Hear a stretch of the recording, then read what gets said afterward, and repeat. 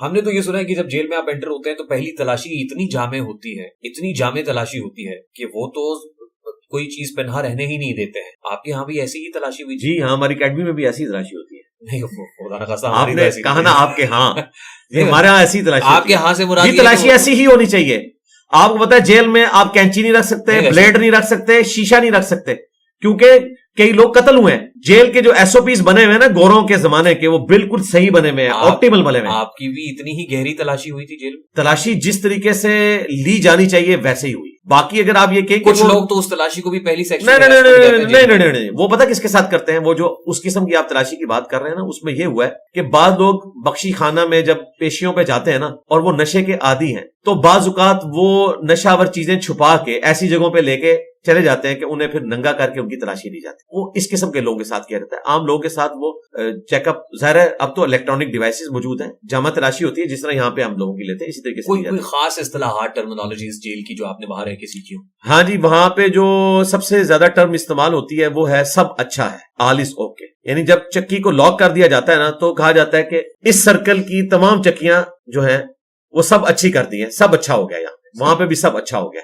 یہ انگریزوں کے زمانے سے چل رہا ہے، یہ ٹرم ہے وہاں کی. اسی طریقے سے ناشتے کے لیے آپ کو آدھی روٹی ملتی ہے، کیونکہ دن کا کھانا 10 بجے آ جاتا ہے، تو پھر ناشتہ اتنا دیا جاتا ہے کہ آپ دن کا کھانا کھا سکیں. شام کا کھانا آتا ہے 3:30 4 بجے، اور اس کے بعد پھر فجر کے بعد آپ کو ناشتہ ملتا ہے. تو وہ جو آدھی روٹی ہے اسے ٹوکن کہا جاتا ہے، اس کے لیے ٹوکن کی ٹرم استعمال ہو. اس طریقے سے جب آپ کو چکی کے اندر بند کیا جاتا ہے تو کہا جاتا ہے کہ گنتی پوری کر دی ہے، گنتی یہاں سے وہاں شفٹ کر دی. یہ تو ڈکی بھائی نے بھی وہ ٹرم استعمال کی. اچھا، مجھے بڑا مزہ آ رہا تھا کیونکہ اب ہم جیل فیلو تو ہے نا اس اعتبار سے، تو مجھے بڑا مزہ آ رہا تھا کہ یار یہ وہ ٹرمز استعمال کر رہا ہے، گنتی پیورلی. وہ جب بتا رہے تھے کہ جی آپ ہفتے میں ایک دن آپ کا ٹیلی فون کا ہوتا ہے، اس میں آپ اتنے منٹ تک آپ ٹیلی فون کر سکتے ہیں. باقی ایسے ہی ہے، ٹیلی فون کی فیسلٹی یہ بھی گوروں کی وجہ سے ہمیں ملی ہے، کچھ عرصہ پہلے تک. اور آپ گھر پہ بات کرتے تھے اس کا؟ جی، آپ بلڈ ریلیشنز کے ساتھ بات کر سکتے ہیں. کوئی 5 نمبر وہ آپ فیڈ کروا دیں گے، اس میں آپ کا وکیل اور آپ کے بلڈ ریلیشن. تو میں نے اپنی وائف کا نمبر دیا تھا، والد صاحب کا نمبر دیا ہوا تھا، اور اپنے بیٹے کا نمبر دیا تھا، اور وکیل کا میں نے 4 ہی کروائے تھے. 1 پہ میں نے والد صاحب کو رکھا تھا، 2 جو ہے وہ بیوی کا رکھا ہوا تھا، 3 میں نے اپنے بیٹے کا، اور 4 وہ آپ نے خود نہیں بلانا ہوتا، وہ کوڈز بلانے ہوتے ہیں. 4 پہ میں نے اپنے وکیل حافظ طاہر جوبی صاحب کا رکھا تھا. دن میں یہ سہولت کتنی بار میسر آتی ہے؟ ہفتے میں آپ کو 2 دن دیے جاتے ہیں، اور 40 منٹ ہوتے ہیں. آپ 40 منٹ طویل گفتگو کر سکتے ہیں؟ ہاں کر سکتے ہیں، لیکن ایک دن میں 20 منٹ سے زیادہ نہیں کر سکتے، تو وہ 2 دن میں ہی مکمل ہوتی ہے. اور ملاقات کتنے؟ ملاقات ہفتے میں 1 دن، وہ جمعرات کا دن ہوتا تھا، کیونکہ وہ بانی پی ٹی آئی کے حوالے سے جی ان کا اور ہمارا دن ایک ہی ہوتا تھا. منگل کا روز ہوتا تھا، جمعرات کا ہوتا؟ نہیں، جمعرات. ان کے ہاں 2 دن تھے نا. ہاں، وہ منگل کا ان کے وکلاء کے لیے تھا، فیملی کے لیے ان کا بھی جمعرات کا ہی ہوتا تھا. تو ایک ہی دن آپ کی اونچا پیسے ان کو تو نہیں ملنے دیا جا رہا تھا؟ نہیں، ان کو ملانے کے لیے وہاں سے گاڑی میں بٹھا کر آفس میں لے کے جاتے ہیں. ظاہر ایکس پرائم منسٹر، انہیں تو پروٹوکول دیا جائے گا. نہیں، لیکن ان کی تو ملاقات ہو ہی نہیں رہی تھی. وہ تو گورنمنٹ تو آپ کو بتا رہی ہے 186 ملاقاتیں ہوئی، وہ ہو چکی نا، وہ ہوئی نا. تو آپ یہ بتائیں کہ اب نہیں ہونے دے رہے تھے، پہلے تو ہوئی ہیں، سینکڑوں ہوئی ہیں. اب نہیں ہو رہی نا؟ ہاں اب نہیں ہو رہی. 4 نومبر کے بعد سے ایک ہوئی ہے صرف، وہ جو ڈاکٹر ہیں عظما تھی ان کی ہوئی ہے. ہاں ان کی ہمشیرہ. ہاں اس سے پہلے سینکڑوں ملاقاتیں ہوئی ہیں ان کے وکلاء، بلکہ ان کا تو ٹرائل بھی اندر چل رہا ہے. نہیں اب نہیں ہو رہی، جسٹیفائڈ ہے، نہیں ہو رہی. ملاقات ہونی چاہیے جیل مینول کے مطابق. بنیادی حقوق کی خلاف ورزی نہیں؟ بالکل بنیادی حقوق کی خلاف ورزی ہے. اگر ہماری حکومت تو بیچاری کیا کرے گی اس معاملے میں؟ یہ تو جیل مینول جو ہے وہ سپرنٹینڈنٹ نے دیکھنا ہوتا ہے، یہ اس نے فیصلہ کرنا ہوتا ہے کہ کس بندے کی ملاقات کروانی، کس کی نہیں. یہ سپرنٹینڈنٹ نہیں کرانے دے. جی یہ اس کا اختیار ہے، یعنی وہ نہیں چاہتا اس کا. نہیں وہ چاہتا ہے یا نہیں چاہتا، یہ تو علیحدہ ٹاپک ہے. یہ انہوں نے کروانی ہوتی ہے. یہ آپ زبردستی کسی کے اوپر انفلوئنس کر کے ملاقات نہیں کروا سکتے. آپ اڈیالہ میں رہے ہیں تو آپ کو لگتا ہے یہ سپرنٹینڈنٹ ہے جو عمران خان کی ملاقات نہیں کرانے دے رہا؟ جیل مینول کے مطابق سپرنٹینڈنٹ ملاقات کروا دیتا ہے، اور اگر جیل مینول کے مطابق ملاقات نہ بنتی ہو تو نہیں کروائے. مثلا میں آپ کو بتاؤں، آئیڈیلی جی میں آپ کو بتاؤں، جیل مینول میں یہ ہے کہ آپ نے کوئی پولیٹیکل ڈسکشن نہیں کرنی، کوئی ایسی سٹیٹمنٹ پولیٹیکل نہیں دینی کہ آپ اپنی جیل کو کوئی پولیٹیکل آفس بنا لیں. یعنی میں بھی اگر کوئی اس قسم کی حرکت کرتا تو میری ملاقاتیں بھی بند ہو جانی تھی. تو انہوں نے اس کو پولیٹیکل آفس بنا لیا تھا. ظاہر ہے وہ آپ کے سامنے ہی ہے کہ جو جس قسم کی ٹویٹس آتی تھی یہی بنیاد بنائی ہے نا انہوں نے. وہاں پہ آپ کو ٹویٹ کرنے کی اجازت تھی؟ نہیں ہمیں تو نہیں ہے. تو خان صاحب کو تھی؟ نہیں وہ اپنی سسٹر کے ذریعے پیغام بھجواتے تھے. لیکن خود تو میرا خیال وہاں پہ موبائل نہیں کوئی نہیں. بالکل یہ جھوٹ ہے جو پبلک میں مشہور ہے کہ اندر کوئی خان صاحب بیٹھ کے جو ہے وہ کسی نے phone not at all. Mobile phone کسی کو دے بھی دے, اول تو موبائل آپ اندر نہیں لے کے جا سکتے جی, نہ اسلحہ لے کے جا سکتے, کوئی سہولت کاری بھی نہیں کر سکتے. یہ جیل کے جو ملازمین ہیں ان کی بھی پوری تلاشی ہوتی ہے چکیوں میں آنے سے پہلے, ورنہ تو کوئی کسی کو نقصان پہنچا سکتا ہے. تو موبائل تو کوئی لے کے ہاں یہ ہو سکتا ہے کہ آپ کسی کو میسج دیں ملاقات کے دوران, میں اپنے وکیل کو میسج دوں کہ میری طرف سے آپ سوشل میڈیا پہ یہ پیغام پھیلا دیں, جس طرح میں نے ان کو کہا تھا کہ میری وجہ سے کوئی اسٹوڈنٹ بھی نہ روڈ بلاک کرے گا, نہ کوئی ہنگامہ کھڑا کرے گا, نہ کوئی ایکسٹرا جوڈیشل ایکٹیویٹی پرفارم کرے گا, صرف قانوناً اپنے معاملات کو لے کے چلنا ہے. کیونکہ ہمارے اسٹوڈنٹس کو بھی, ٹیم ممبرس کو بھی لوگ اکسا رہے تھے کہ تسی بھی کچھ کرو نا, موب چڑھاؤ, تھانے ہوتے. تو میں نے منع کیا تھا کہ حرکت نہیں کرنی. تو اس قسم کا پیغام تو آپ بھیج سکتے ہیں, لیکن اگر میں یہ پیغام بھیجوں کہ جا کے آپ سٹی تھانے کو گھیر لیں اور اس وقت تک نہ نکلیں جب تک مخالفین کے اوپر آپ دفعہ نہ کٹوا لیں, وہ آپ کو لگتا ہے ایسا بھیج رہے ہیں وہ؟ نہیں, اگر اس طرح میں کوئی پیغام دوں تو اس کے بعد میری اگلی جو ملاقات ہے وہ بھی ختم ہو جائے. جتنے بھی حالات آپ نے جیل کے بتائے ہیں, روٹی مل رہی ہے اور سب چیزیں بہت, یہ میں نے اپنی بتائی ہے, خان صاحب کو تو اس سے بھی زیادہ ملتی ہے ظاہر ہے, اور وہ ڈیزرو کرتے ہیں. خان صاحب دیا جائے. کیا کیا مل رہا ہے خان صاحب کو؟ خان صاحب کو نٹس ملتے ہیں, نٹس ملتے ہیں, اس طریقے سے جوس ملتا ہے ان کو, دیسی گھی کے تڑکے. جب وہ ان کا مشقتی لگاتا تھا تو مجھے خوشبو آتی تھی, کیونکہ ان کی چکی اور میری چکی بالکل ساتھ تھے, بیچ میں صرف ایک دیوار تھی, آلموسٹ کوئی 10. اور آپ تو چاہتے ہوں گے کاش یہ دیوار گر جاتی. نہیں, میں کیوں چاہوں گا, میں نے ایکسپٹ کیا تھا کہ یہ بھی میں نے زندگی گزارنی ہے. میں جیل کی زندگی میں سیدنا یوسف علیہ السلام نے جو تکلیف کاٹی ہے اس کا کروڑواں حصہ بھی نہیں کاٹ رہا تھا. میں حضرت یوسف علیہ السلام کو یاد کرتا تھا, میں حضرت یوسف علیہ السلام پہ درود و سلام بھیجتا تھا, سلام علی یوسف الحمدللہ. اور میں نے وہاں پر حضرت یوسف علیہ السلام کی پوری بایوگرافی کے اوپر ایک کتاب رکھی تھی, وہ دوبارہ سے پڑھی. سورہ یوسف تو میں نے پڑھ رکھی تھی, پوری سورہ یوسف کو تفصیل کے ساتھ ایک عالم دین نے لکھا تھا, 300-400 صفحوں کی کتاب تھی. اور وہ جیل میں بیٹھ کے جب آپ پڑھتے ہیں تو آپ کسی وکھرے جہان میں ہوتے ہیں. اور وہ کتاب آپ منگوا سکتے ہیں اپنی مرضی کے مطابق, لائبریری ہر جگہ موجود ہوتی ہے. آپ کتاب ایک وقت میں ایک ایشو کروائیں گے, 10 دن کے اندر آپ نے واپس کر دی. تو وہ میں نے ایشو کروائی تھی, تو میں نے پڑھی. دیکھیں علی بھائی, 103 ڈوز آپ رہے ہیں, خان صاحب کو 2 سال سے زائد کا عرصہ ہو گیا. بہت مشکل وقت ہے. 2 سال ایک ایکسٹروورٹ بندے کے وہاں گزارنا 200 سال کے برابر, یہ کہنا آسان ہے.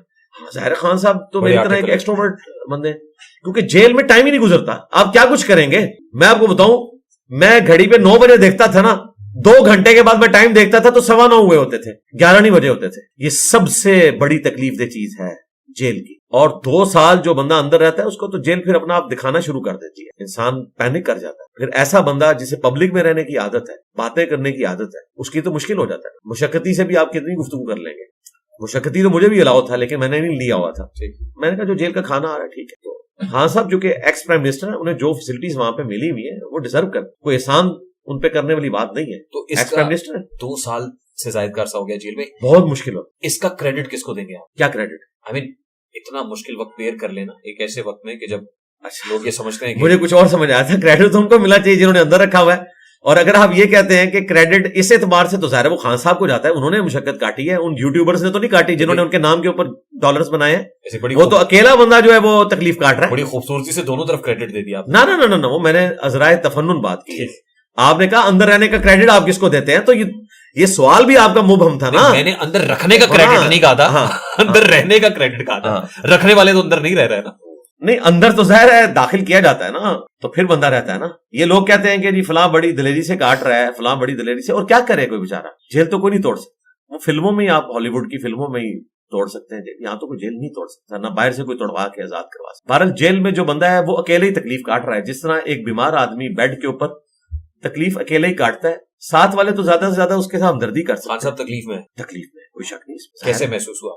اس لیے کہ جیل کو میں نے پریکٹیکلی 103 دن میں دیکھا ہے کہ اکیلا بندہ جیل کے اندر ہو. میرے پاس تو پھر بھی 2 ساتھ والی چکیاں تھیں جن سے میں بات کر سکتا تھا. خان صاحب کو تو 6 چکیاں ملی ہوئی ہیں, ان کے پاس تو صرف مشقت ہی ہے. اور اس بیچارے کا بھی کیا لیول ہوگا, وہ ظاہر ہے کھانا پکانے والا ہے. میرے ساتھ تو ایک پروفیسر تھا لٹریچر کا, دوسری طرف ایک بشپ تھا. ہمارے پاس انٹرسٹ کی چیزیں تھیں, ہم کبھی انجیل کو ڈسکس کر لیتے تھے, کبھی نیٹشے کو ڈسکس کر لیتے تھے, کبھی کارل مارکس کو ڈسکس کر لیتے تھے کیونکہ وہ لٹریچر کے بندے تھے, کبھی قرآن ڈسکس ہو جاتا تھا. ایک انٹلیکچوئل گفتگو ہوتی تھی, گھنٹوں ہوتی تھی. تو ہم ایک دوسرے کے ساتھ اپنے تھاٹس کو شیئر کرتے تھے, تو ایک بولنے کا موقع مل جاتا تھا. لیکن خان صاحب کے پاس تو یہ فیسلٹی موجود نہیں ہے, ان کے لیے مشکل ہے. خان صاحب کو آپ نے غصے میں سنا؟ کیونکہ ظاہر سن تو سکتے تھے. ہاں جی, کبھی کبھار وہ غصے میں آتے تھے کیونکہ وہ دن میں 2 وقت آتے تھے کھانا کھانے کے لیے, اور بیچ میں صرف ایک دیوار ہے, بس یہ اتنی اونچی دیوار ہے. ऑलमोस्ट 9 से 10 फीट की, और ये ऊपर से ओपन है और उनका भी ओपन है, और इस दीवार के जस्ट पीछे वो अपने मुशक्कती से कभी गुफ्तगू कर रहे होते थे। 9 बजे नाश्ते के लिए एग्जैक्ट क्लॉक टाइम पे आ जाते थे वो। मुझे इसलिए पता चला कि मैं उस वक्त वॉक कर रहा होता था, मैं नाश्ता कर लेता था फजर के बाद, वो नाश्ता करते थे 9 बजे, और मैं उसके बाद फिर वॉक करता रहता था, जाहिर है। इसलिए तो मैंने अपना वजन जो है 88 किलो से 68 किलो कर लिया, डाइट भी कंट्रोल की और 20 किलो कम हुआ है, 20 किलो कम किया। लेकिन घर आके 20 दिनों में दोबारा से तकरीबन मैंने 6-7 किलो गेन कर लिए। नहीं, वो जेल की मुर्गियां आपको मैसर नहीं थी? घर में नहीं, घर में तो देसी घी के पराठे और जेल में वो जो जेल का खाना था वो आपको तो प्रोटीन जो है उससे आपने कितना वजन गेन कर लेना। मैंने कार्ब्स कम कर दी हुई थी ना, 2 रोटियां मिलती थी, मैं 1 खाता था। सुबह वैसे ही आधा मिलती थी रोटी, और दिन के वक्त मैंने रिक्वेस्ट करके ना उबले हुए चावल लगवा लिए हुए थे, और वो भी मैं आधी प्लेट खाता था, वो बड़ी वाली प्लेट नहीं, छोटी वाली आधी प्लेट, क्योंकि मैं इंटेंशनली ये कर रहा था, मुझे पता था कि मेरे पास बड़ा अच्छा मौका है। एक्सरसाइज भी कर रहे थे, और एक्सरसाइज मेरी सिर्फ ये थी कि मैं वॉक करता था, और मुझे ये पता था कि मैंने अब जेल में बीमार नहीं होना। और देखें अल्लाह की कुदरत, 103 दिनों में एक दफा भी सर दर्द नहीं हुआ, एक दफा भी पेट लूज नहीं हुआ, एक दफा भी मेरी नींद डिस्टर्ब नहीं हुई, एक दफा मुझे बुखार नहीं हुआ, बीमार नहीं हुआ। हाँ अल्हम्दुलिल्लाह, ये बहुत बड़ी अल्लाह की नेमत है। और सबसे बड़ी बात, मैं तकरीबन 8 साढ़े 8 सो जाता था, कैपिटल टॉक लगा होता था, 9 का खबरनामा नहीं था जियो का आता, और मैं सो चुका होता था, और फिर अल्हम्दुलिल्लाह फजल से तकरीबन 1.5 घंटा 2 घंटा पहले खुद ब खुद आंख खुल जाती थी। आप 8 साढ़े 8 सोए तो कितना सोएंगे, 4 बजे 3:30 बजे उठ ही जाएंगे। और फिर मैं रिपीट टेलीकास्ट में शाहजेब का प्रोग्राम देखता था सुबह 7 से 8 जो रात वाला। इवन देन अली भाई, जेल इज अ जेल, जाहिर है उसमें मैं आपको फजाइल नहीं सुना रहा, नहीं, लोगों के इश्यूज, लेकिन आपने अगर जेल गुजारनी है ना, उसके लिए आपने अपने आप को सिस्टम में फिट करना है। जो लोग वहां 3-4 साल से रह रहे हैं ना, यकीन करें वो इस तरीके से रहते हैं कि उनका घर है, लोगों ने अंदर गमले भी रखे हुए हैं, ठीक है, इस तरीके से अपनी टॉयलेट की सफाई भी खुद करते हैं, इसी तरीके से वो सफेदी भी खुद मारते हैं। मेरे साथ तो खैर एक ऑनर वाला रिश्ता था, जो लोग थे साथ वाले मुशक्कती, तो वो खुद ही आ जाते थे कि नहीं सर, वो जो बड़ा आदमी को अमीर आदमी जाता है इन पर्टिकुलर, वो वहां पे तमीर व मरम्मत के काम भी करा देता है, उसको टोरी कहते हैं। ये एक और टर्म, क्या कहते हैं उसको? टोरी। टोरी, ये पंजाबी में बोला जाता है, इसकी बड़ी टोर है। हाँ, तो जेल में ये टर्म बहुत ज्यादा यूज होती है। ये जितने आपके पॉलिटिकल लोग हैं टोरी होते हैं। टोरी वो होते हैं कि जो एक्स्ट्रा पेमेंट करके ना कुछ फैसिलिटीज ले लेते हैं। मतलब खान साहब भी टोरी हैं, उन्हें गर्म पानी की एक लाइन मिली हुई है, लेकिन वो एक्स प्राइम मिनिस्टर भी हैं। आम लोगों ने ये गर्म लाइन लेनी है तो हो सकता है उनको एक्स्ट्रा पे करना पड़े, तो वो टोरी जो है ना वो इस तरह की फैसिलिटीज ले लेते हैं। आपने नहीं सोचा आप भी टोरी बने? मतलब दूसरी ये फैसिलिटी मैं आपको बताऊं क्या लेते हैं वो ये लेते हैं कि हमें पका हुआ खाना ना दें, आपने जो हमें गोश्त देना है कच्चा दे दें, हम अपने मुशक्कती से अपनी मर्जी का खाना पकवा लेंगे। तो वहां पे ये कैंटीन से आप अंडे मंगवा के उनको बनवा सकते हैं, ये फैसिलिटी कैंटीन अवेलेबल है। ऑनलाइन पेमेंट करके हफ्ते में 2 दिन बंदा आता है। मुशक्कती जाएगा तो वो कैफेटेरिया में बनाएगा या वहां कोई नहीं, हफ्ते में 2 दिन आपके सेल तक बंदा आएगा जो ऑनलाइन उस वक्त आपकी बुकिंग करेगा, और शाम को आपको वो चीज मिल जाएगी जो आप बुक करवाएंगे। आप दूध मंगवा सकते हैं पैकेटों वाला, इस तरीके से सवैयां मंगवा सकते हैं अगर आप बनाना चाहें। वो सब्सिडाइज्ड रेट पे होती है या नहीं? रेट थोड़े ज्यादा होते हैं। रेट ज्यादा होते हैं? थोड़े ज्यादा, मामूल से। हाँ, मामूल से ज्यादा होते हैं। इसी तरीके से आप शैम्पू मंगवाना चाहे मंगवा सकते हैं, साबुन मंगवा सकते हैं, कपड़े धोने के लिए अलग से साबुन मंगवा सकते हैं। ये सारी चीजें वहां पे फैसिलिटीज अवेलेबल है कैंटीन। बिल्कुल सही। अंडे लोग मंगवाते हैं, खाते हैं, अपनी प्रोटीन्स पूरी करते हैं, लेकिन वो ऑन पेमेंट है। जो जेल की तरफ से आपको खाना मिलना है ना मुफ्त, वो उसी रूटीन के मुताबिक मिलना। अच्छा, आपने नहीं सोचा आप टोरी बने? मैं जो पूछ रहा था कि वहां पे आप कोई नहीं, मुझे ऑलरेडी इतना अच्छा खाना मिल रहा था कि मैं तो बड़ा खुश था, क्योंकि मैं गंदम की रोटी खाता था जो घर में मुझे उस तरह अवेलेबल नहीं है। आई मीन कुछ कुतुब रखवा दें वहां, लाइब्रेरी के अपने रिसर्च पेपर्स वहां पे रखवाएं। हाँ, नहीं, वो उसके लिए फिर एक अप्रूवल लेके करना पड़ता है। ऑलरेडी बुक्स अच्छी वहां रखी हुई थी, मैं पढ़ता था। और जो इस वक्त सुप्रिटेंडेंट है ना अडियाला के, इंतहाई पढ़े लिखे इंसान है, किताबों का शगफ रखते हैं। इस पोस्ट के ऊपर इतना पढ़ा लिखा इंसान होना, जिसको लिटरेचर के साथ भी दिलचस्पी हो, रिलीजन के साथ भी, हर फोन मौला वो बनता है। अच्छा, वहां पे खासतौर पे रिलीजियस एक केस के अंदर आप थे ना, बड़ा सेंसिटिव केस था। तो जब आप वहां पे गए तो लोगों का आपके साथ कंडक्ट कैसा था? मैं स्टाफ की बात भी कर रहा हूँ, मैं साथियों की बात भी कर रहा हूँ जो इम्प्रिजनमेंट में थे। 295C वाले तो जाहिर है नेचुरली वो इसी को भुगत रहे थे, लेकिन बिलुमूम मैं सभी की बात कर रहा हूँ। बहुत अच्छा वॉक कर रहे हैं, राइट लेफ्ट जा रहे हैं, चक्की खुली हुई है, तो लोग, पहली बात है मुझे सब जानते थे सोशल मीडिया की वजह से, चाहे वो डॉक्टर्स हो वहां पे, चाहे वो असिस्टेंट हो, चाहे ड्यूटी पे लोग, सब लोग जानते थे, मेरी थॉट्स से वाकिफ थे, मेरी वीडियोस सब लोग देखते थे, उन्हें पता था। और सबको ये भी पता था कि एक गलत मुकदमे में फंसाया गया है, और फिर उलमा ने मेरे हक में आवाज बुलंद की, फतवे भी है, सबको ये पता था। ये ना भी हो तब भी जेल की पुलिस की ट्रेनिंग ये है कि जो बंदा यहां आया है, आपने उसको ह्यूमन डिग्निटी में ट्रीटमेंट उसकी उसी तरीके से करनी है, और इतनी पॉजिटिव अंदाज में वो करते हैं, कोई नेगेटिव बिहेवियर नहीं होता। और बाकी ये जो तौहीन मजहब के लोग हैं ये अलग होते हैं, वहां सारे तौहीन मजहब के होते हैं, سارے بیچارے دکھے ہوئے ہوتے ہیں, اس لیے ایک دوسرے سے کسی کو خطرہ نہیں ہوتا کیونکہ سب پہ الزامات لگے ہوئے ہیں, سب کا سانجھا ایک ہاں سب کا غم. رہے باہر کے لوگ, وہ بھی اس قسم کی کوئی ایکٹیویٹی پرفارم نہیں کرتے, یہ جراثیم ان میں سے نکلے ہوتے ہیں, ان کی اچھی تربیت ہوئی ہوئی ہے اور پھر یہ اندر کچھ لے کے تو جاتے ہی نہیں, کچھ کوئی کر بھی نہیں سکتا, کسی کو نقصان بھی نہیں پہنچا سکتا. آف دی کیمرہ بتا رہے تھے خواتین کا ایشو ہے, بچوں کا خاص طور پہ جو چھوٹے بچے ہیں جی ہاں, ان کا وہاں بڑا پرابلم ہے, کیا ہے پرابلم یہ ہے کہ اب ایک چھوٹا بچہ ہے, اس کی والدہ ہیروئن یا چرس کے کیس میں اندر گئی ہے, تو بچے پھر سال لے جاتے ہیں, کہ سال کی قید ہے تو بچے وہیں پہ جوان تو ناحق سزا کاٹ رہے ہیں نا. ہاں نہیں, وہ اگر باہر چھوڑے گی تو کس کے پاس چھوڑے, وہ تو نہیں کہتے کہ آپ اس کو اندر رکھیں, لیکن ان کو رکھنا پڑتا. ان کے لیے کئی عورتیں ایسی ہیں جو پریگننٹ تھیں اور پھر ان کو وہیں سے ہاسپٹل لے کے گئے ہیں, ان کے بچے وہاں پیدا ہوئے ہیں اور وہ بچے بڑی عمر کے ہو چکے ہیں, ان کا گھر وہی ہے, اور یہ زیادہ تر غریب طبقہ ہے, میں آپ کو بتا رہا ہوں, جو جھونپڑیوں میں رہنے والے لوگ. باقی امیر طبقے میں بہت کم لوگ ہیں کہ جو اس لیول کے.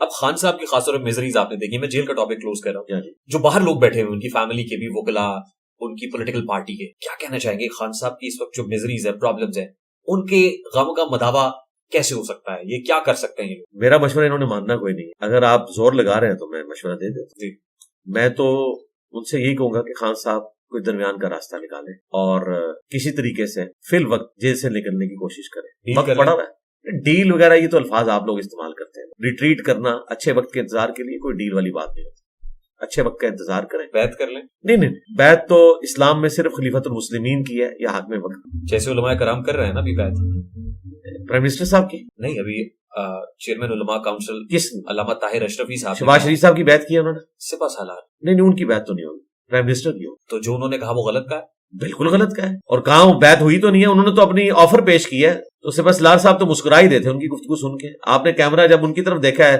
تو وہ ایسے مسکرا کے ایسے ہوئے, انہیں بھی پتہ چل گیا تھا یہ کیا کر رہے ہیں یار, اس طریقے سے گفتگو نہیں کرنی چاہیے. یعنی ایک پڑھے لکھے بندے کو زیب نہیں دیتا اس قسم کی گفتگو کرے.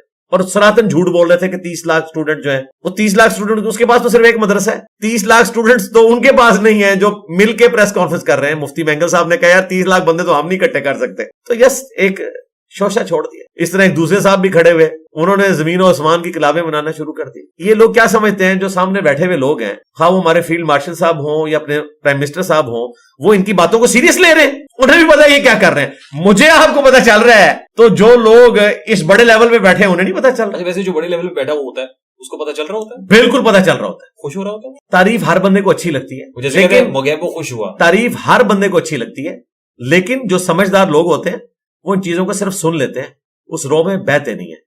تو میں نے دونوں کی تقریر سنی ہے, مجھے تو نہیں لگا کہ کہیں وہ رو میں بہ گئے ہوں. انہوں نے جو گفتگو بنتی تھی بڑی کیلکولیٹڈ گفتگو کی ہے. پرائم منسٹر نے تو بہت اچھی گفتگو کی ہے فرقہ واریت کے خلاف. میں نے تو انڈورس کیا ہے کہ اسے پیغام پاکستان میں داخل کریں, پیغام پاکستان میں تقریر کا وہ حصہ داخل کریں کہ ایک دوسرے کے پیچھے نماز پڑھنی چاہیے, ایک دوسرے کو چندہ دینا جائز ہے, ایک دوسرے کے ساتھ رشتہ کرنا جائز ہے, مسلمان جتنے بھی فرقے ہیں. بیعت جو ہوتی ہے, آپ نے کہا وزیر اعظم پاکستان کی کر رہے تھے, تو آپ کہہ رہے ہیں وزیر اعظم کی جائز ہے؟ ہو سکتی ہے بالکل, اگر کوئی حکومت میں اس طرح کی چیز داخل کی جائے تو یہ طریقہ اسلام میں یہی ہے کہ آپ نے جو حاکم وقت ہے اس کی بیعت کر دی. نہیں, لیکن کتاب و سنت کے دائرے کے اندر اسی کی ماڈرن فارم یہی ہے نا جو ہم کر رہے ہیں, کہ ہم ایک بندے کو الیکٹ کرتے ہیں, پھر وہ اپنی جو ہے وہ کابینہ بناتا ہے, اس کے اندر فیصلے کیے جاتے ہیں, یہ اسی کی ماڈرن فارم ہے. وہ تو تھرو پارلیمنٹ نہیں ہوگی, پارلیمنٹ یہ ظاہر ہے اس کو کون سلیکٹ کرتا ہے, وہ ہم نے بیعت جو یہ ہم یہ ووٹ ڈالتے ہیں یہ ہم بیعت کر رہے ہیں. اچھا, علماء کا کیا کام ہے؟ اب دیکھیں نا, ایک تو عالم ہے, انہوں نے یہ کہا کہ 30 لاکھ لوگ بیعت کرنے کو تیار ہیں. دوسری چیز یہ, تو مجھے بتائیں اس کے جواب میں پرائم منسٹر صاحب نے کہا کہ لے آؤ میں ایسے بیٹھے ہوں,